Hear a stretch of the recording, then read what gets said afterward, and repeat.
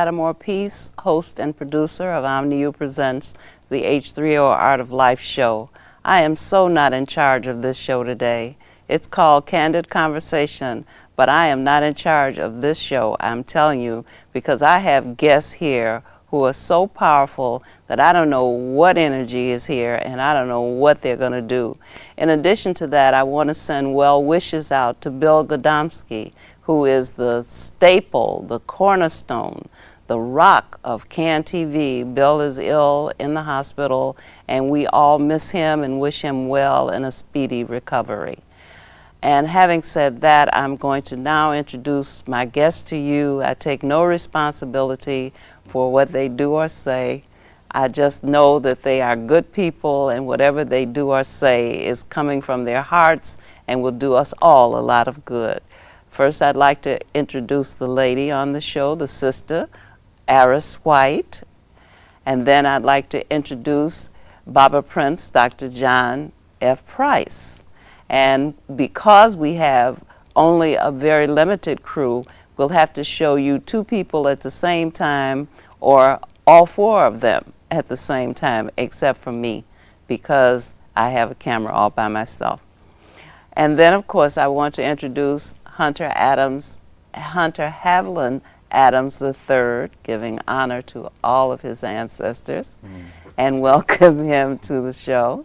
And of course, Bhagwan Ra Afrika, who has taken on some other names that I didn't know about, but I found out about him in the House of Ra news magazine. The House of Ra meets on the first Sunday of each month.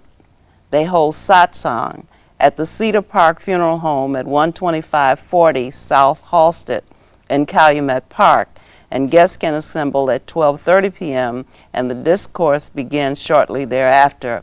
I would tell you that it would be a wonderful thing for you to avail yourself of these satsangs. And so the House of Ra meets the first Sunday of each month. They publish the House of Ra news magazine. They have videotapes with their founder, Dr. Leonard Ingram, whom we also know as Bhagwan Ra Afrika. And what's the other? What's the additional title that we have now? Ma'at Seba. Talk to me about that, please. Ma'at Seba. Seba is a Kemetic term. Okay. That has the same connotation as spiritual teacher, spiritual guide, guru, so forth and so on. Okay. I don't know why someone would attach that to me, but people do whatever they want to do. And of course, Ma'at is self-explanatory. I'm sure most of your audience have been watching you long enough to know that Ma'at is a word that collectively referred to these spiritual systems and spiritual levels of development that characterized ancient Kemetic civilization. So Ma'at Seba then is one who teaches the way. All right. Hunter Adams has done a lot of work on Ma'at. Would you like to get in there and say something about Ma'at? Well, it's not much more to say, but it was the foundational idea for Kemetic civilization. But, you know, we also have to know that it didn't begin in Kemet. Kemet articulated it in many different ways, in architecture, in art, in music, in government, in social organization, in agricultural development, so forth and so on. So you're looking at a structure of organization, social organization, if you will, of that particular society. But Ma'at is present in, at least, or was in many African societies. Many African societies have their name for the same idea, such as among the Yoruba in Nigeria is Iwa Pele. Among the Sadama people in Ethiopia, it's Haloli.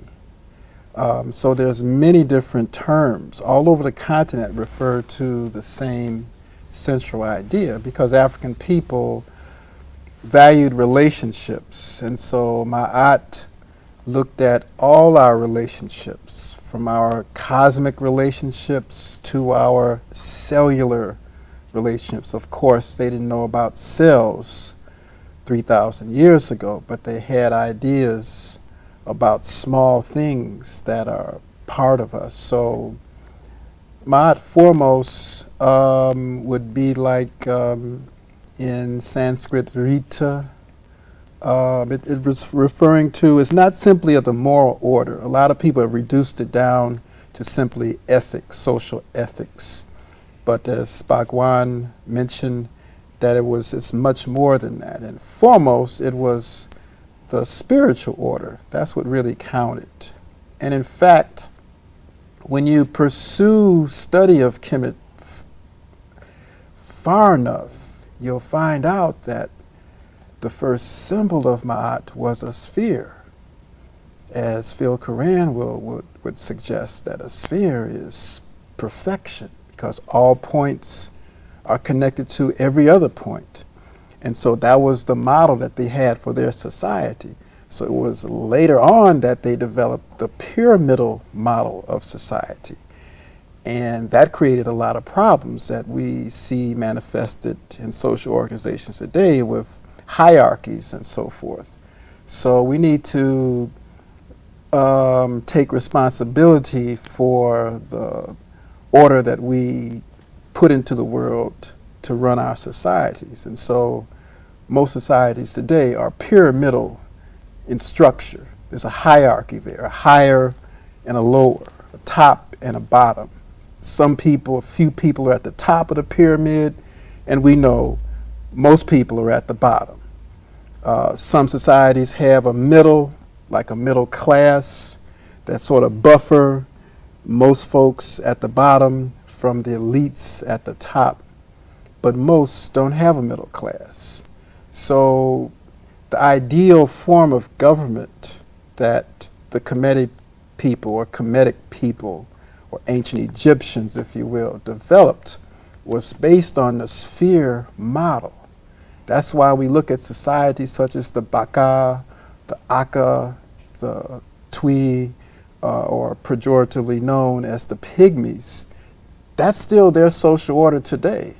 And that's why they're still here, because they developed that order, and that's what keeps them cohesive as a people. So that's a long discourse on Ma'at, but I think it's important that the listeners understand that the idea did not begin in Kemet. They just articulated, refined it for the culture which they brought into being. So other people elsewhere have their version or vision of Ma'at too, because we have to have social order to live together as a people.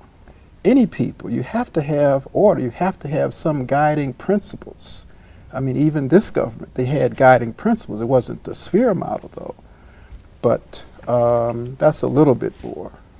Well, you know, I think that we're so accustomed to thinking that when we ask for a definition that we're going to be able to run into Webster and get a few sentences and then have full understanding. And so it's very important, I think, that you've made the case that an African concept is not something to be taken lightly.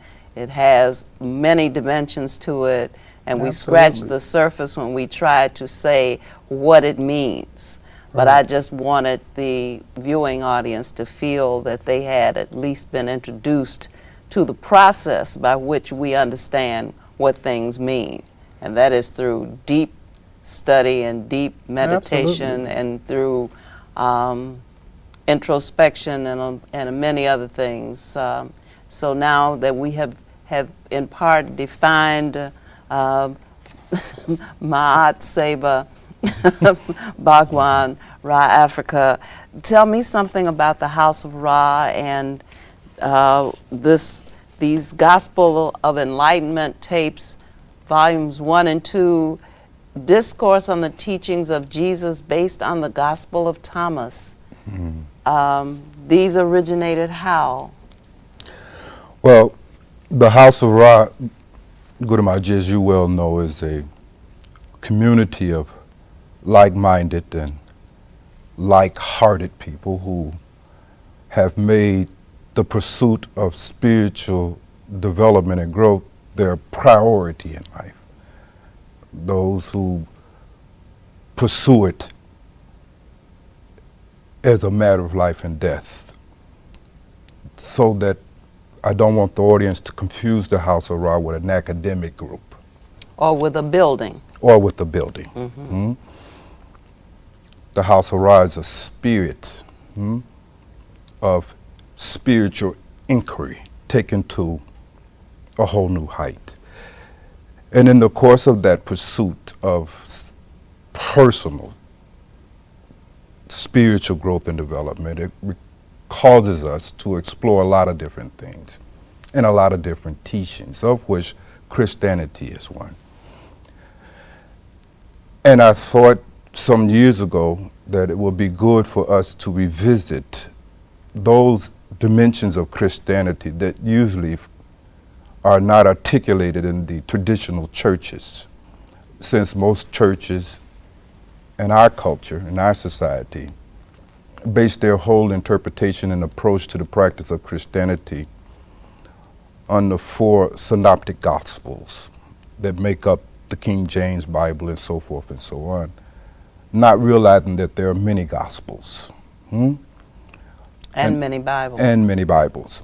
And of those many gospels, one of the most profound gospels is the gospel according to Thomas. These were discovered during the Nag Hammadi find and so forth and so on. And I thought that it would be good for those of us who appreciate the spiritual insights that were bequeathed by the great Master Jesus the Christ to visit the arguments of St. Thomas for some additional insights. So that is how that came about. All right. And you are founder of the House of Ra. Oh, that's a little presumptuous. Okay, I am continuing a tradition. Actually, the House of Ra is just a kind of translation for the ancient Kemetic term Perk-Ankh. Okay. Perk-Ankh meant house of life. Okay. And these house of life were part and parcel of ancient Kemetic, and as Hunter Saw pointed out, not just Kemetic, but all African culture and society had a kind of center whereby people can encounter the Dhamma, the teachings, in the process by which they could elevate their own humanity. One of the things that is even more necessary for a society to function, besides a kind of abstract structure, is that they must possess the humanity. And in ancient Kemetic and other cultures as well, there were these centers, these houses of life. In India, they call them ashrams, so forth and so on. So the House of Ra is a continuation of that in our time. If you will, it is a recreation of the principle of ancient spirituality in our time. And so I call it House of Ra. Thank you. Now, we are gathered here today primarily because of Hunter Haviland Blaming me again. Adams III, who called me and told me that there was a film being shown down at a Northside theater called What the Bleep Do We Know? And he urged me to go and see it, and because Hunter is a good resource and a very reliable resource, I took him at his word, and then I urged Dr. John F. Price to accompany me, and we both went down to see it together. And my understanding is that Aris has seen it as well, so we have all seen this film. And for a little while, we'll probably be talking about it. And then after that, we'll probably be talking about whatever else interests us. But at this point, I think I'm coming back to Hunter and let him tell us why he highly recommended that we see this film, and then we'll tell him what we thought about it. But before I jump into that, I just want to follow up on Bhagwan. Okay. It's very important that our listeners know that the Nag Hammadi Gospels texts were found in 1947 in Egypt. It's very important that why you have to ask the question, why were so many Gospels found in Egypt? And it leads into this film because our ancestors, that was their question that they asked themselves. What is reality? Who am I? What is my purpose? How do I know what is real and not real? How can I distinguish what is real and not real? Who can I trust to tell me the truth? How can I find out the truth for myself, not with what someone tells me the truth is, but how can I find out myself what the truth is? And so they developed disciplines in these houses of life per Ankh to help each person who came there discover for themselves what the truth was. Because as it is said, the more you know, the better you are able to interpret what reality is when it's reference to something internal, not just outside knowledge, because you can get lots of information. You go on the internet or wherever and get lots of information, but we must not confuse information with knowledge. And so this film, which was released in Portland, Oregon, where it was filmed, by the way, in February of this year, attempts to address those questions. So the film is one part documentary, one part narrative, fictional narrative, and the third part in between there is animations. And therefore the film has three directors, William Arntz, Betty Chase, and Mark Vicente. Three directors. Very rare for a film to have three directors. And before we get into a discussion about the film, I think that created problems for the story. But it's a great film. And just to give you a quick synopsis, a woman, Amanda, who obviously has some sort of anxiety, you get that from the very first scene of her, is walking down the street in Portland. And as she's walking, suddenly a basketball just appears out of nowhere. And she looks down and sees the ball, and then she sees a black kid, a boy, probably 12. And he asks her, "You want to shoot some hoops?" And so the woman very nastily kicks the ball and backs to him and says, "No." And so he throws the ball at her and she catches it. And, you know, she says, "Leave me alone." She said, so the little boy, he's bright. And that's one thing about the strength of this film. You see a bright black boy who's intelligent, who knows sports and a lot more, we find out. And so he asked her, "Well, how long has it been since you played?" And so there's a flashback of her when she was on probably her high school basketball team or maybe college basketball team, attempting to make a shot. She missed, I think. And so he asked her again, "Come on and play." And so she reluctantly says okay, and she tries to shoot, but he says, no, you have to come on the court. You're out of bounds. And so she begins to step, and so she steps through another dimension. And so now the film takes a Matrix kind of turn, and so she's into another world. And the little brother said, "You're on my court now. This is my world."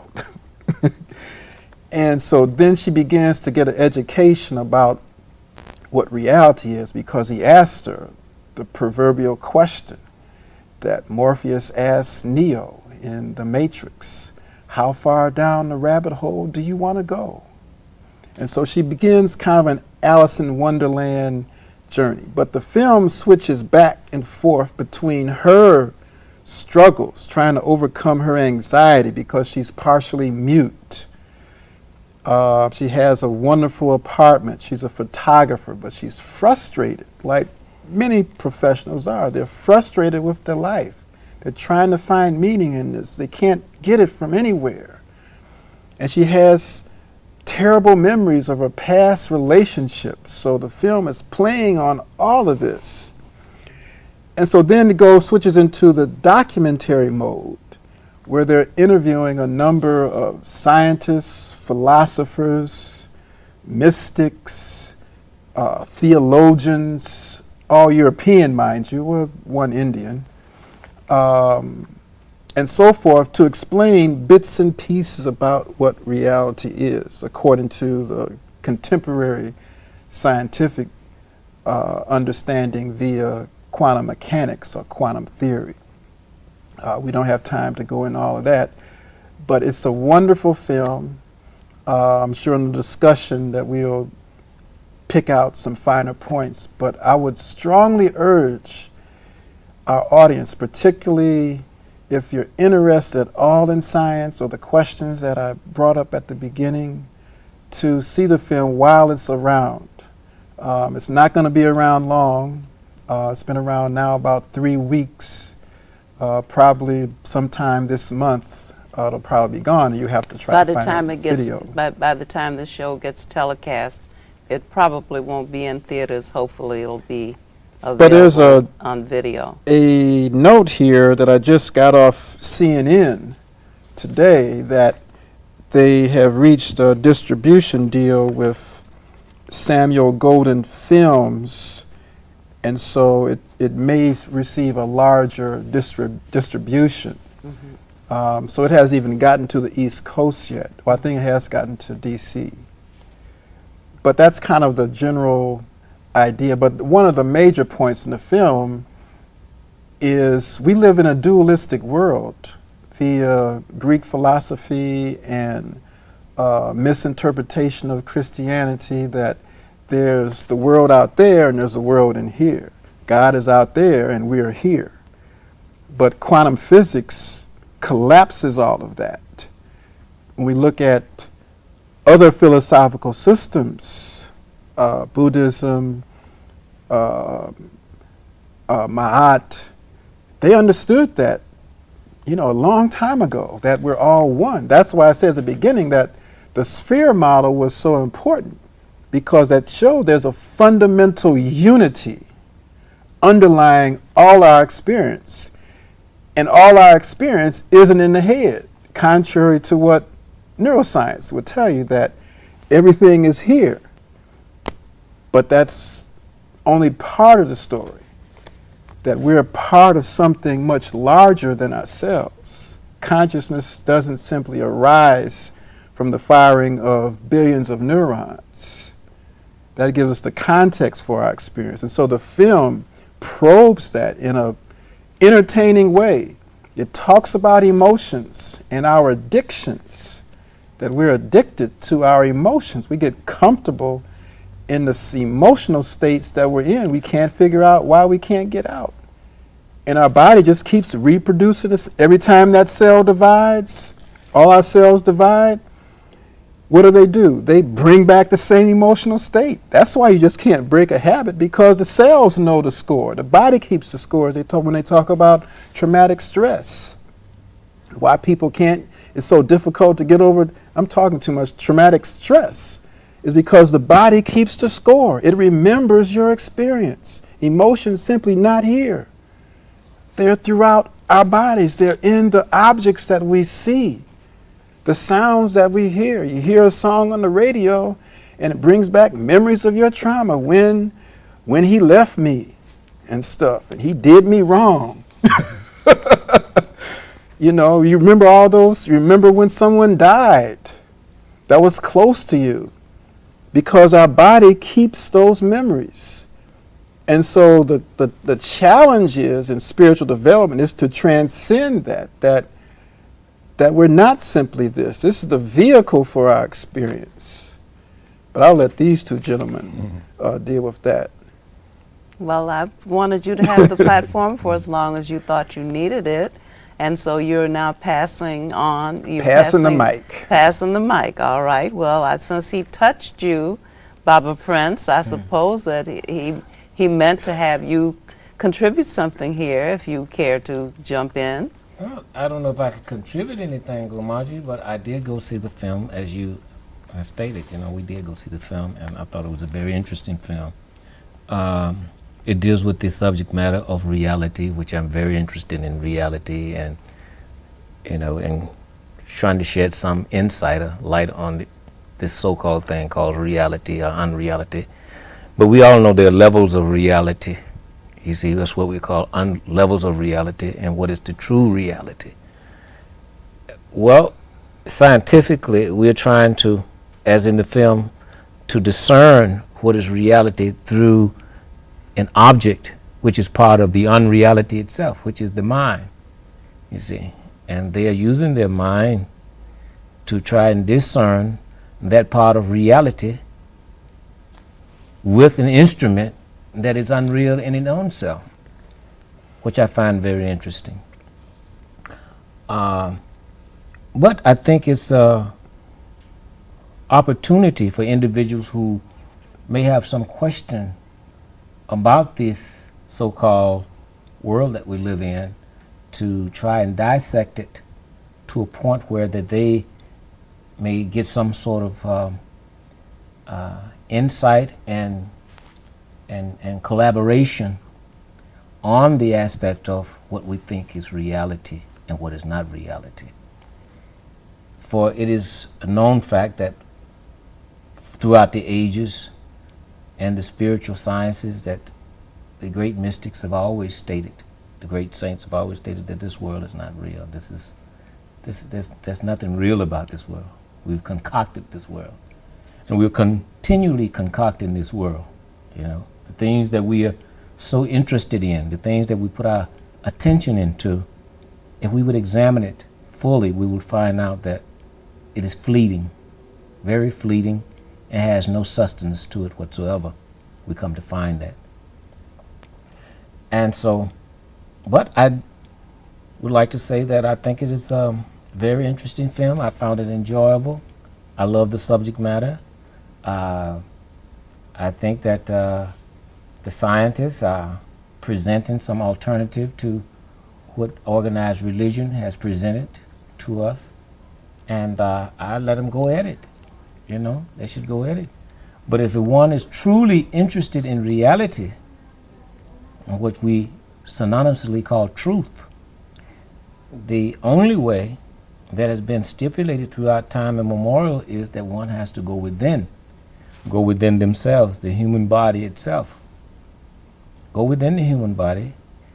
There you will find whatever reality that you're looking for. Now, you may not find it tonight.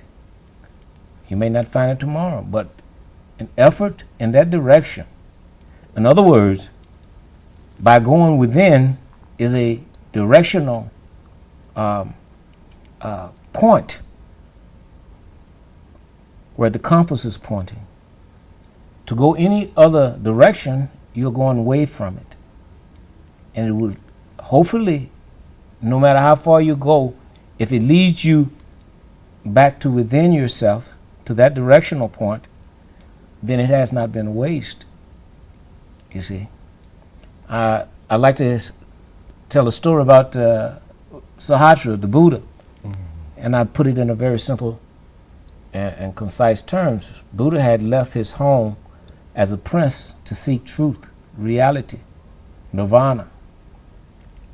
And he left his wife, he left his children, he left his riches, he left everything, and he traveled throughout the world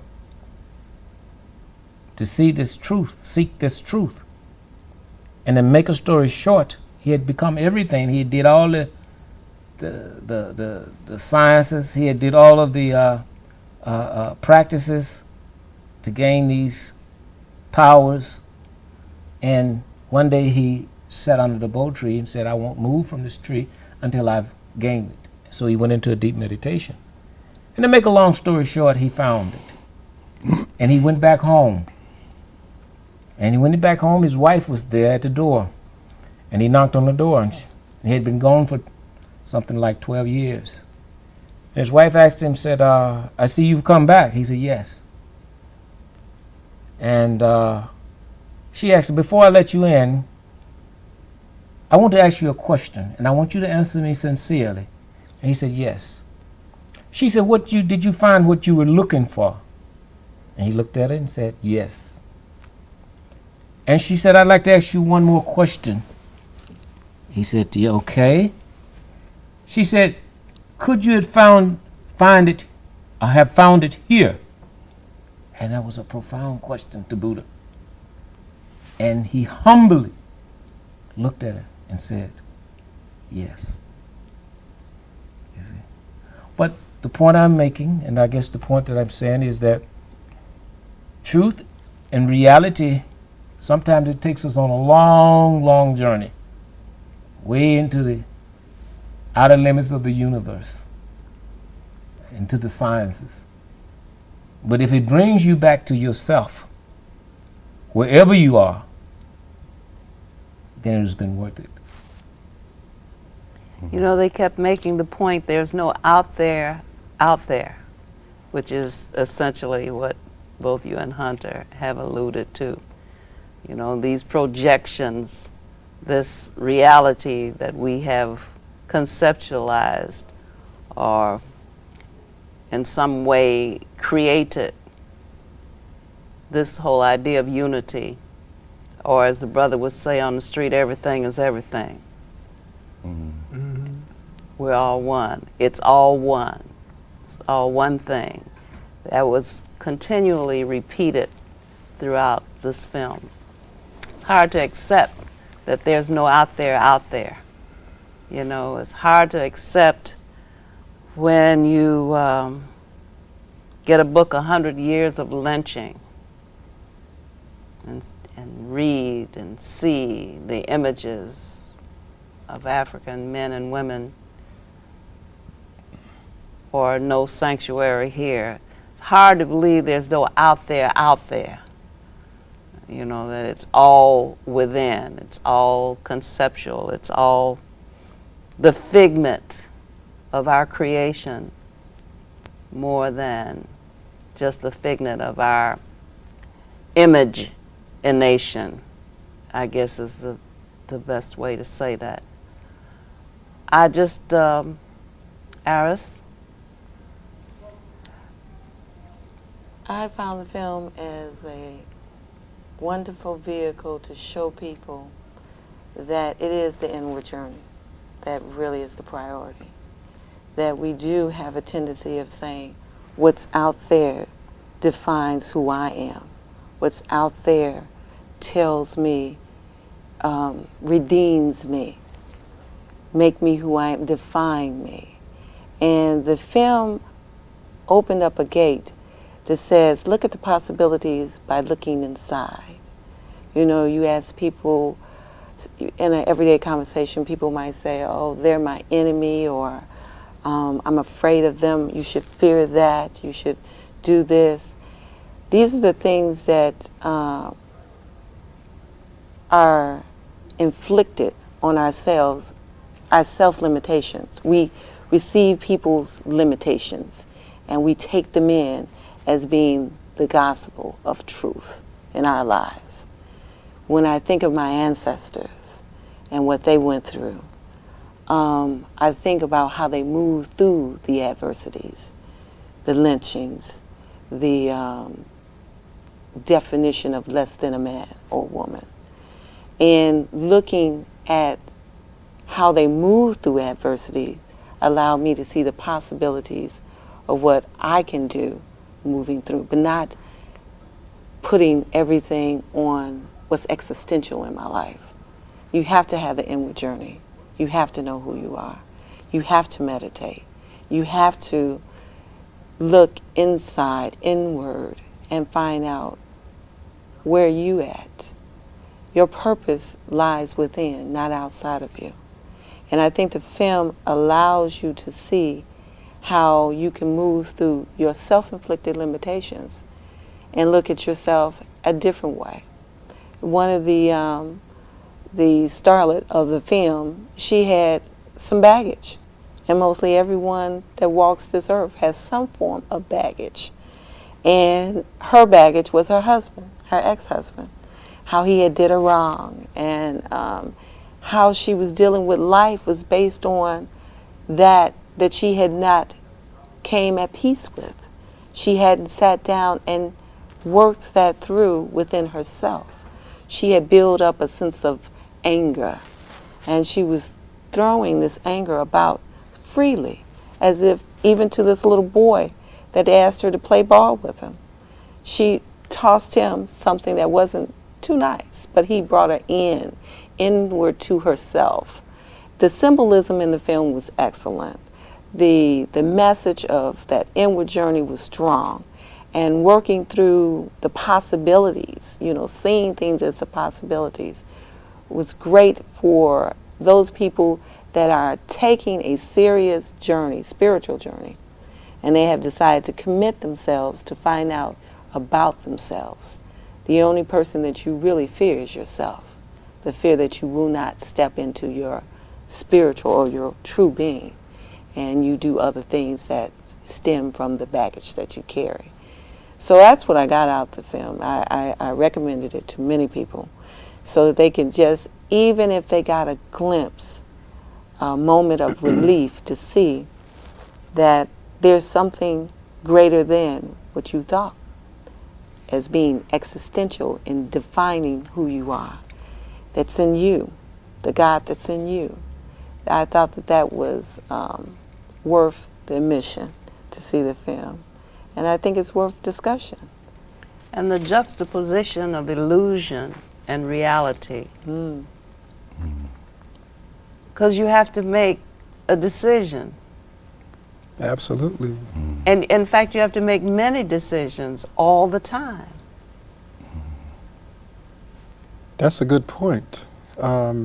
Because, as brought out the film and research that I'm familiar with, when they take various brain scans of someone dreaming, they'll look at if it's a fMRI, functional magnetic resonance image.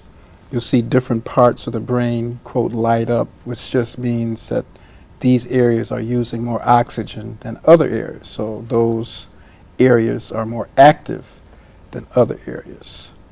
More, it's on a gradation. If you take one of those of someone dreaming, if you take one of those of someone imagining, say, doing a movement, and someone actually doing that movement, almost you can just lay all three pictures side by side on top of one another, and you see that the brain doesn't know the difference between dreaming, performing the action, or imagining the action. You may know by your own experience, but the brain doesn't know. It can't tell the difference between illusion and reality. It's generating it. We generate our experience, and that was one of the themes of the movie, that we generate our experience for the most part. And so it says that we have to be responsible. That was one of the first things that they said, is that we have to be responsible for the experience that we create, that we can do better. We don't have to suffer to the degree that we're suffering, or I like to say, surviving while suffering. And so that was a very important point that they brought out. And a number of the people who were interviewed said that over and over again in their own ways. Candace Pert, who discovered opiates in the brain, she talked about are the molecules of emotion, that every emotional state has a molecule that's attached to it, a neuropeptide that defines what that is. And so our brains will keep generating these same peptides, and so for sadness, for disgust, for joy, elation, and so forth. And so that's one of the functions for meditation, so you can begin to quiet that activity down such that you can begin to clear out the background noise, because there's so much noise happening all the time that we don't even know what is real. So what the bleep do we know? Can we know if we're spending 18 hours a week looking at television? You know, that's not going to help us get inside by spending that amount of energy looking at television and maybe 1 hour a month reading something, or reading the Reader or another newspaper. You know, we have to be engaged. I mean, part of the inward journey today is that you really have to know what's going on out here to have antidotes to some of the things that you said, because, you know, we're in the midst of culture wars and information wars, and we're in the midst of it. So where's the time to meditate, to take this journey? You have to create time. You got to take a temporal inventory of your life to see, what am I doing now? Where's my time going? How am I repeating the same things, the same habits? Why do I keep ending up with jerks? You know, that kind of thing. Well, because you're bringing them to you. You're creating an emotional state that resonates with other jerks. So you bring them to you.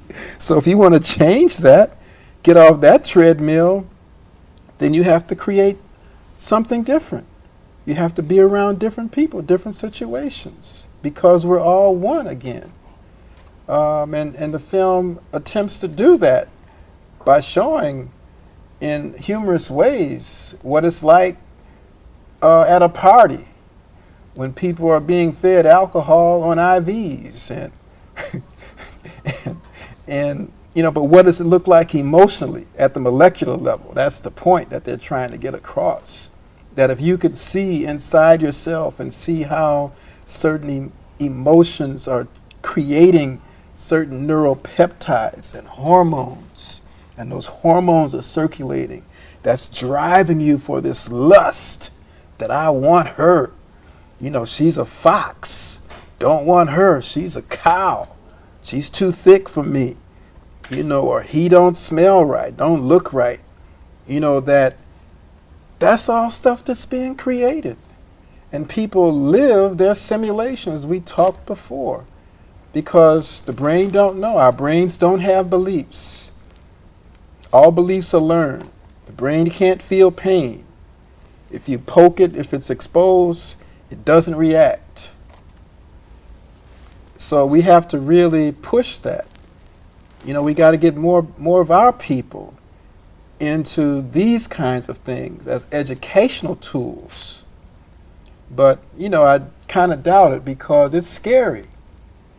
A lot of traditional people are afraid of films like this. It was too new agey, as many critics have said.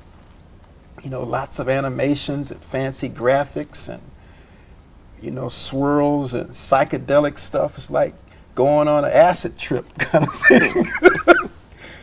But we have to ask the question, what is it that we think we know, and how reliable is that which we think we know? You know, I think we might begin by saying we don't know anything. absolutely. And if you can say, I don't know anything, or I know, I don't think what I know is reliable, at least, then you could say, if I don't know anything, that's a dangerous state of being, and I need to know something. Now, from what source or to what source will I go to obtain the knowledge I need in order to be less vulnerable in this environment? Whom can I trust? These are all the same things that you said at the beginning. Right. You know, whom can we trust? To whom can we go to get ma'at? Mm-hmm. Who will show us the way? Don't look at me. Well, I thought you might want to say a word But about I will it. say a word or two. It is really interesting that the film chose the title, What the Bleep Do We Know? And there is, in spite of all our presumptions about what it is that we know, the nature of reality, there is one thing that everybody does know, that you need not resort to anybody else for verification. The one thing you know for sure, to answer the film's question, is that you exist. You don't know who or what you are, true, and you do not know where you're at, true, but that you exist,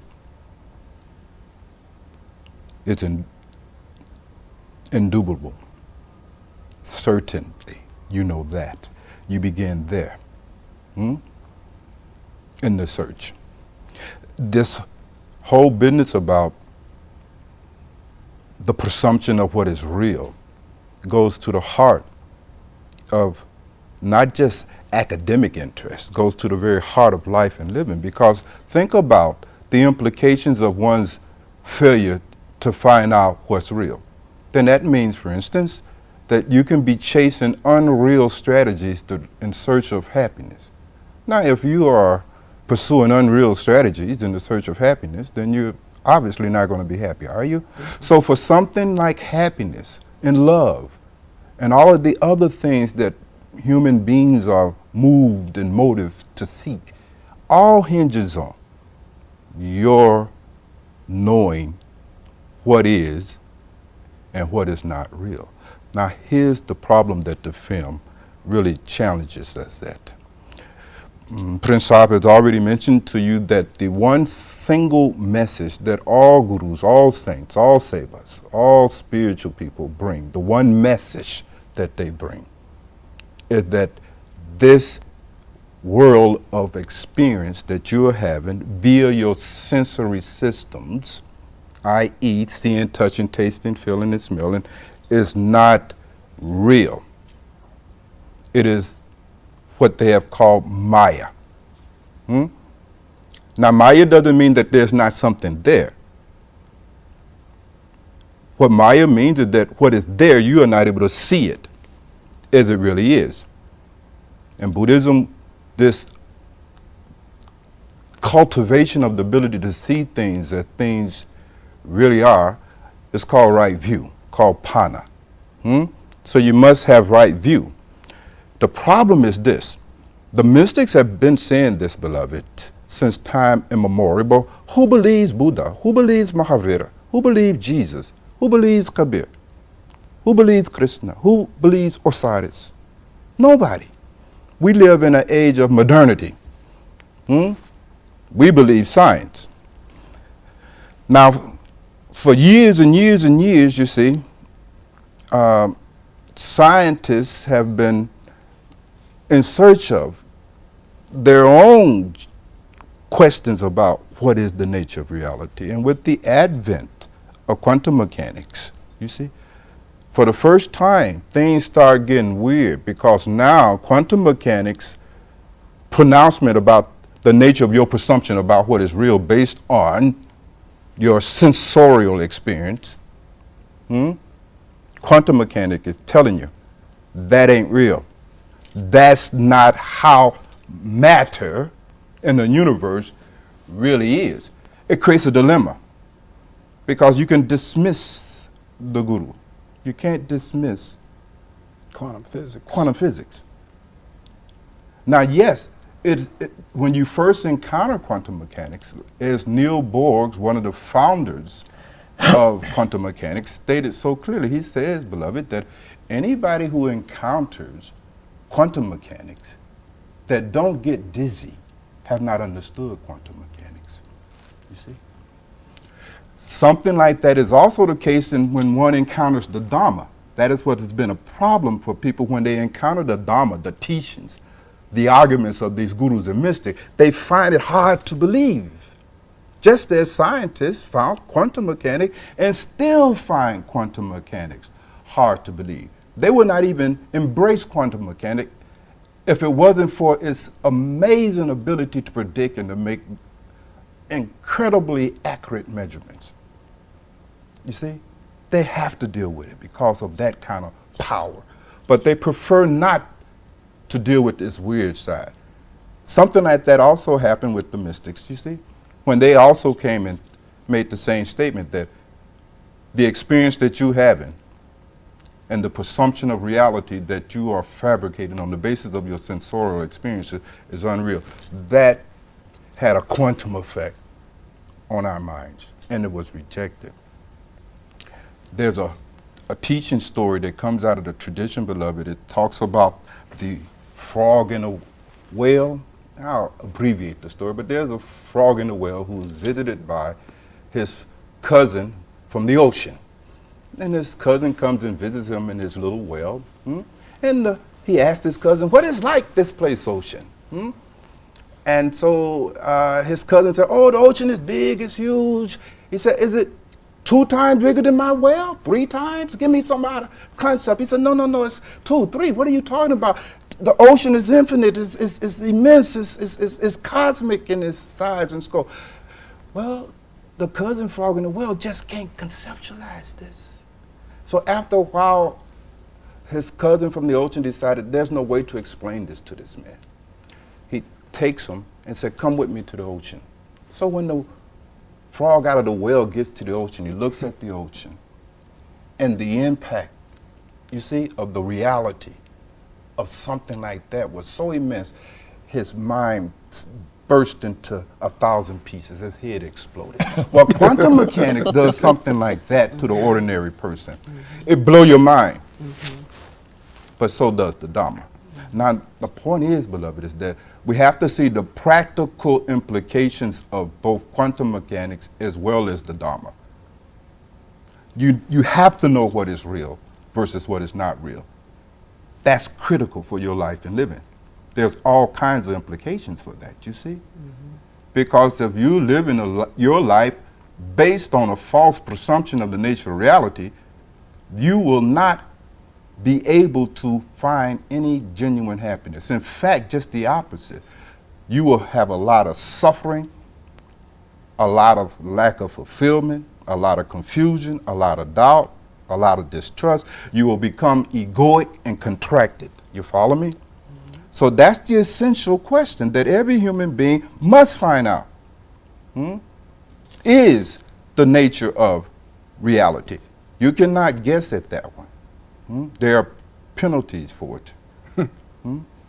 Dr. Price, Aris, we've got 5 minutes. I just can't stand this because this is not enough time, you know? But please have some input here before we end this session. Basically, I would like to reiterate that the aspect that the instrument that we are using to determine what is real in itself is unreal. You see? So how does one determine? The blind lead the blind.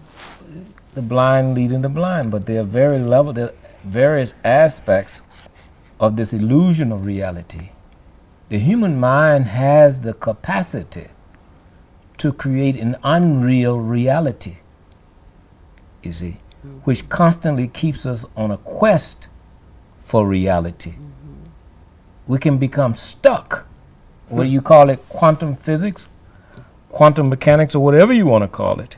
But the pursuit of reality with this instrument called the human mind in itself creates a reality just like it creates this unreality it can create a reality of that is unreal. You see, at many different levels. This mind is not something to be played with. It has to be respected. You see, and those who have no idea of the capacity of what this mind represents and what it is will become victim and victimized by it, no matter how intelligent they may think or how clever they think they are. There is an old saying. It says, "Find thyself a mystic guide, for beset with danger is this journey. If thou hast not got the protecting hand of thy Satguru, devilish doubts shall forever enter into thy mind, leaving thee both perplexed and puzzled." Say, remember, many wiser than thyself have ventured on this path. And Satan, or the evil one, which is the mind, has led them all, not some, all astray. This is from time immemorial. You see? So if it was realized thousands and thousands and thousands of years ago in the pursuit, the mind hasn't changed. You see? The pursuit of whatever science that one has been attracted to, this hasn't changed. I'm sorry. That's okay. Only thing I was going to say is that there's different levels of assimilation and different levels to the point of recognizing the reality that comes from within. This was a wonderful opportunity to talk about it. And I just hope people just pick